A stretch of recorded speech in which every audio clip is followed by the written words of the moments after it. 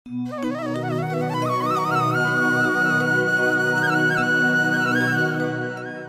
শ্ৰী গড়মূৰ সত্ৰ 1656 খ্ৰীষ্টাব্দত প্ৰতিষ্ঠিত মাজুলীৰ অন্যতম পুৰণি এই সত্ৰত আজি উপস্থিত কংগ্ৰেছ নেতা গৌৰৱ গগৈ।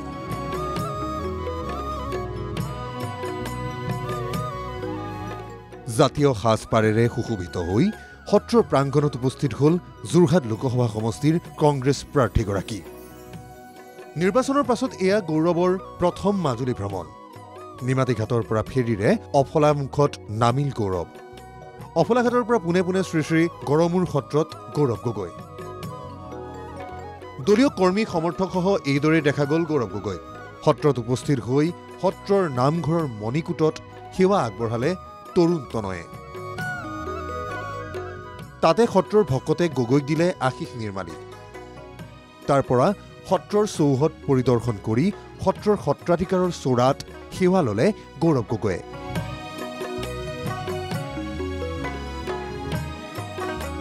উপস্থিত বৈষ্ণৱ আৰু সত্ৰাধিকাৰৰ সৈতে মত বিনিময় কৰিলে কংগ্ৰেছৰ যুৱ নেতাগৰাকীয়ে।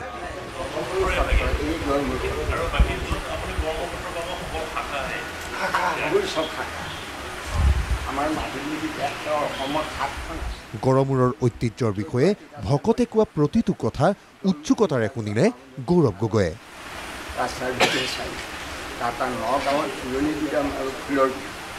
যোৰহাটৰ ককলা ইঞ্জিনিয়াৰিং কলেজৰ ওচৰত আৰু নেহেৰু তুলসীদাস পথৰ কিনাৰত বাক্য বিনিময়ৰ মাজতে সত্ৰাধিকাৰে চেলেং চাদৰ পৰিধান কৰালে কংগ্ৰেছ নেতাগৰাকীক। যোৰহাটৰ নিৰ্বাচন সম্পৰ্কে গৌৰৱ গগৈয়ে উল্লেখ কৰিলে ৰাইজৰ মৰমৰ কথা।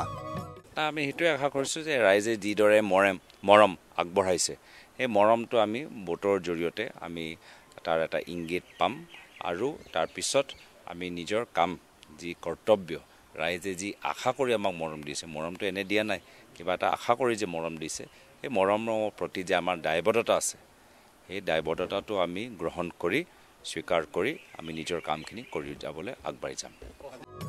অসমত অন্ত পৰা লোকসভা নিৰ্বাচন অনাগত বিধানসভা নিৰ্বাচনৰ বাবে এক ছবি হোৱাৰ আশা প্ৰকাশ কৰিলে গৌৰৱ গগৈয়ে।